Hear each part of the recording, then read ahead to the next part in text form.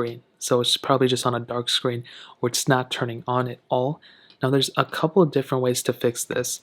Now I've ran into this issue a billion different times on a ton of different iPads that I owned, and there's typically one of two things that you can do, and I'll break them down both in this video. So the very first thing, typically if your iPad is either rebooting constantly or if it's stuck on this black screen and not turning on, what I do all the time is I go ahead and turn on my iPad just as I normally would. So I go ahead and hold up this power button here. Some iPads that may be on the side, but I typically just hold down this top power button over and over and over again until it'll go ahead and boot away.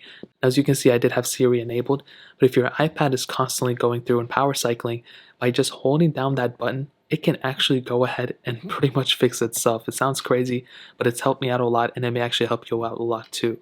Now, typically, that's like 1 out of every 3 times that I tried it ends up working. The next thing that I typically do, though, is one that ends up working even more. So what I do is I go ahead and grab my iPad with the side button here, go and hold the power button up here, and the volume down button if your iPad doesn't have a home button. Now, if your iPad has a home button, you want to hold down the home button and the power button at the same time.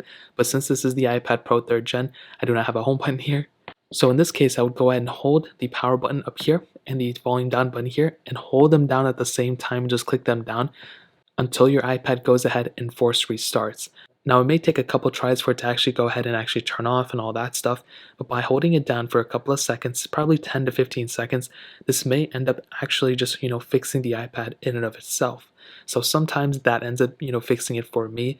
As you can see, it's probably not going to do anything because I'm not going through that power cycle. But as I mentioned before, that's something that's actually helped me out a ton. So those are pretty much primarily the 2 things that you can do that'll probably help it most of the time. Probably I would say like 9 times out of 10, that is the way to fix it.